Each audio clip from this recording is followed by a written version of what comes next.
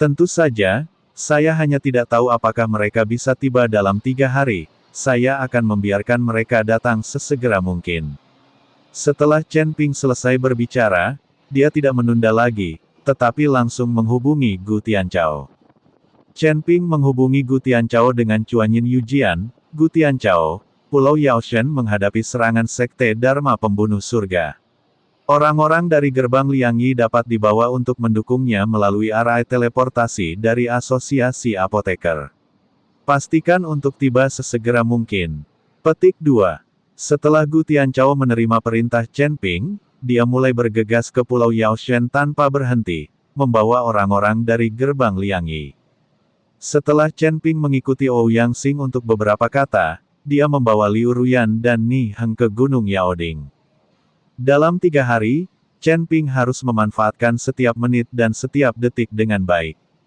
Gunung Yaoding misterius dan kuno, dan gunung itu dipenuhi dengan aura yang kuat dan suasana misterius.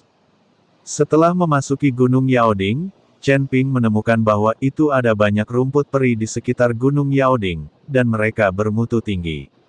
Rerumputan peri ini bersinar dengan cahaya aneh di bawah sinar matahari, seolah menceritakan berharga dan misteri mereka.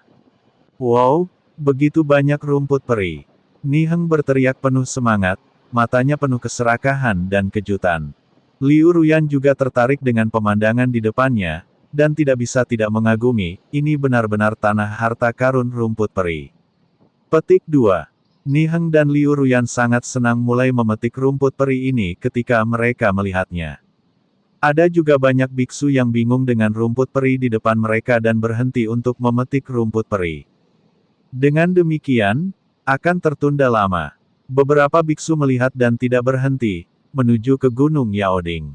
Mereka tahu betul bahwa mungkin ada lebih banyak harta berharga dan warisan yang tersembunyi jauh di dalam Gunung Yaoding.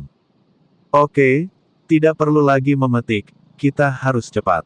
Chen Ping berkata pada Liu Ruyan dan Ni Heng. Dia tahu di dalam hatinya bahwa itu tujuan memasuki Gunung Yaoding adalah untuk warisan Dewa Pengobatan, bukan untuk rumput peri kecil ini. Bagus. Meskipun Liu Ruyan dan Ni Heng sedikit enggan untuk pergi, mereka masih mematuhi kata-kata Chen Ping dan berhenti memilih. Tepat setelah Ni Heng melihat rumput abadi dan berencana untuk mengambilnya, bumi tiba-tiba gemetar. Ditemani oleh raungan binatang iblis, seekor ular iblis hitam besar bergegas keluar dari tanah, membuka mulutnya dan menuju Ni Heng. Ular iblis itu memiliki tubuh yang sangat besar, dengan sisik hitam bersinar dengan cahaya dingin, dan mata yang ganas dan kejam. Chen Ping bermata cepat, dan tiba-tiba meraih Ni Heng dan Liu Ruyan. Dia menggunakan langkah perlindungan api untuk menghindari serangan ular iblis.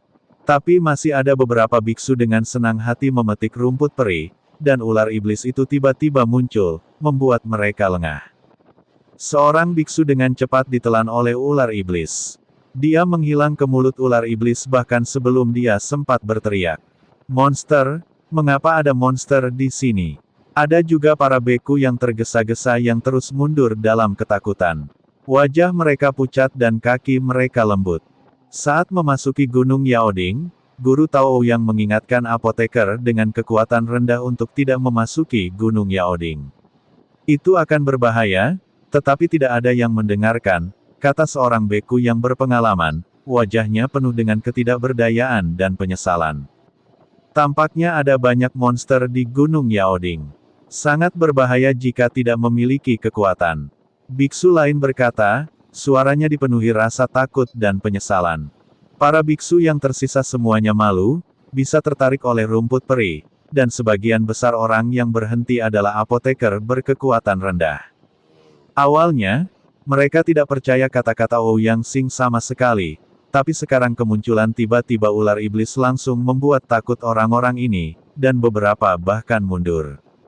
Apa yang harus dilakukan? Apakah kita akan mati di sini? Seorang beku penakut berkata, gemetar. Jangan panik, semuanya, mari kita berurusan dengan ular iblis ini bersama-sama. Petik 2. Chen Ping berteriak, mencoba menstabilkan emosi semua orang. Namun, Ular iblis itu tidak memberi mereka kesempatan untuk bernapas dan melancarkan serangan lain. Ekornya menyapu, membawa hembusan angin. Chen Ping berkedip-kedip dan lolos dari serangan ular iblis, sementara nyala api mengembun di tangannya dan dia melemparkannya ke ular iblis. Ular iblis itu terkena api dan mengeluarkan raungan yang menyakitkan, tetapi itu tidak bergeming, tetapi menyerang semua orang bahkan lebih gila. Pada akhirnya, Chen Ping melihat waktu yang tepat dan menusuk ular iblis dikunci dengan satu pedang. Ular iblis tiba-tiba jatuh ke tanah, berubah menjadi bola asap hitam dan menghilang. Akhirnya terpecahkan. Petik 2. Semua orang lega. Tapi kali ini, semua orang juga tahu bahwa itu harta di Yaoding Mountain tidak begitu mudah didapat, sehingga mereka mungkin kehilangan nyawa mereka. Gunung Yaoding ini penuh dengan bahaya. Jika Anda merasa bahwa Anda tidak cukup kuat, Anda harus berhenti untuk menghindari kekhawatiran tentang hidup Anda. Petik 2. Chen Ping dengan ramah membujuk beberapa apoteker. Setelah perjuangan psikologis ini, beberapa apoteker mundur. Setelah berterima kasih kepada Chen Ping, mereka berbalik dan berjalan keluar dari Gunung Yaoding. Chen Ping mengambil Liu Ruyan dan Ni Heng dan melanjutkan menuju kedalaman Gunung Yaoding. Pada saat ini, seorang pria dan seorang wanita di antara para biarawan barusan berlari menuju Chen Ping dengan cepat. Chen Daoyou, tunggu sebentar. Petik 2.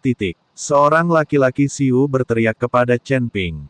Chen Ping menoleh untuk melihat pria dan wanita itu, dan berkata dengan bingung, kamu baik-baik saja. Petik 2. Chen Daoyou, kami juga apoteker di Cina dan anggota asosiasi apoteker.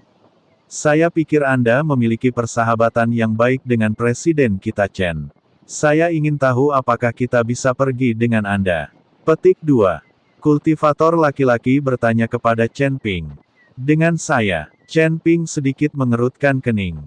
Ketika biarawati perempuan melihat ini, dia dengan cepat berkata, kami mengikuti Chen Daoyou, dan kami sama sekali tidak mengikuti Chen Daoyou untuk membagi barang.